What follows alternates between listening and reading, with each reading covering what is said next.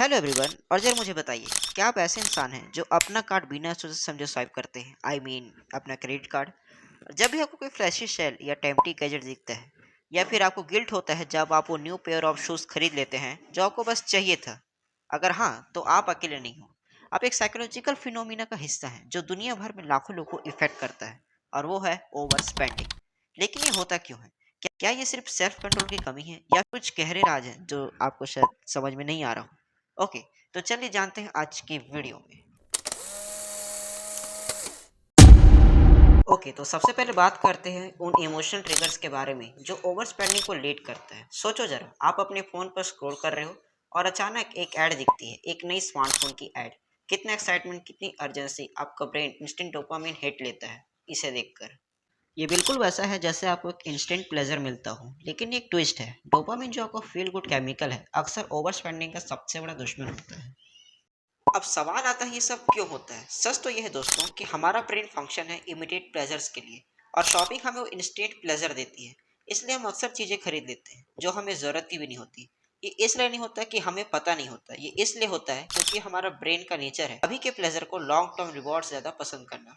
लेकिन ये यहीं तक नहीं रुकता। सोशल प्रूफ भी काफ़ी बड़ा रोल प्ले करता है। आप अपने फ्रेंड्स या दूसरे लोगों को देखते हो लेटेस्ट ट्रेंड फॉलो करते हुए, और सोचते हो मुझे भी यही चाहिए, मैं भी ये डिज़र्व करता हूँ, इससे मुझे ज़्यादा खुशी मिलेगी। ये है सोशल इन्फ्लुएंस जो हमें चीज़ें खरीदने पर मजबूर कर देती है, चाहे वो हमारे काम का हो या ना हो। और दूसरे शब्दों में कहूँ तो इसे बोलते हैं फोमो, यानी कि फियर ऑफ मिसिंग आउट।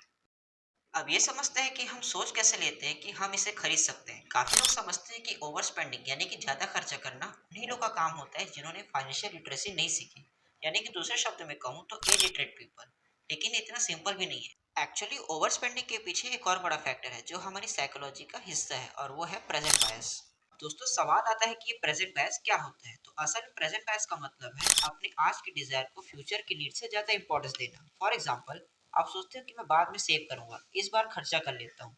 लेकिन जब बात का वक्त आता है तो ये प्लान कभी पूरा नहीं होता, और इसी को हम लोग कहते हैं प्रेजेंट बायस।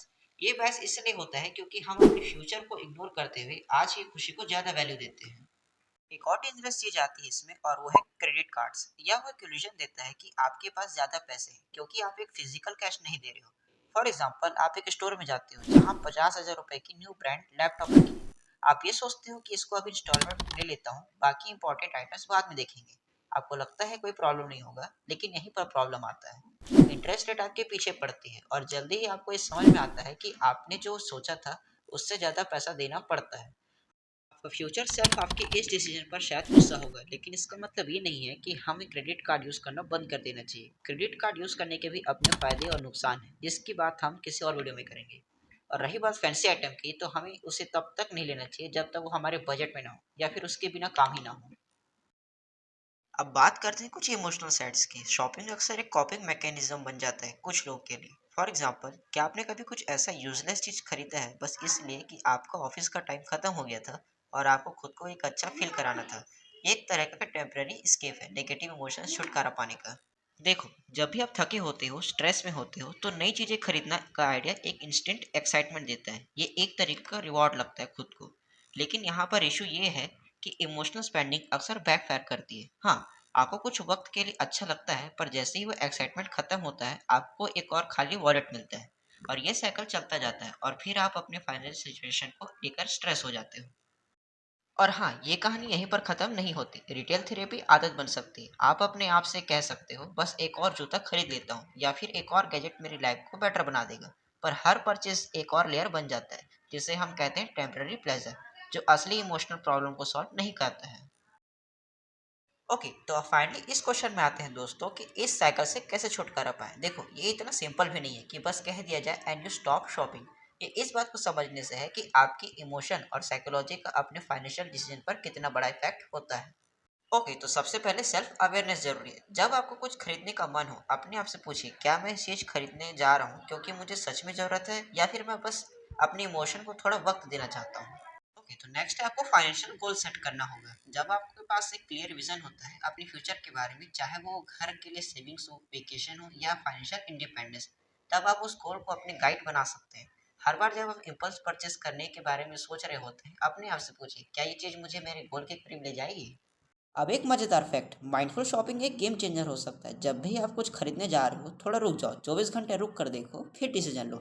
आप हैरान हो जाओगे कि ये देख के कितने बार वो अर्ज खत्म हो जाता है जो 24 घंटे पहले हमें इंपॉर्टेंट लग रहा था, अगर वो सच में इंपॉर्टेंट नहीं हुआ तो।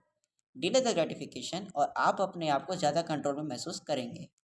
ओके, तो अब जब आपको ओवर स्पेंडिंग का साइकोलॉजी समझ में आ गया है, तो ये वक्त है अपने डिसीजन को बेहतर बनाने का। याद रखिए, ओवर स्पेंडिंग से छुटकारा पाना ये नहीं है कि आपको अपनी हर एक पसंद को छोड़ना पड़ेगा। बस अपने फाइनेंशियल चॉइस में रिलैक्स और स्मार्ट होना जरूरी है। ओके, तो गाइस दैट्स फॉर टुडे। अगर आपको यह वीडियो हेल्पफुल लगा हो तो कमेंट करें, और इस वीडियो को देखने के लिए आपका थैंक यू। और याद रखिए, आपका फाइनेंशियल फ्रीडम आपके आज के डिसीजन से शुरू होता है। और मैं मिलता हूँ आपको नेक्स्ट वीडियो में, तब तक के लिए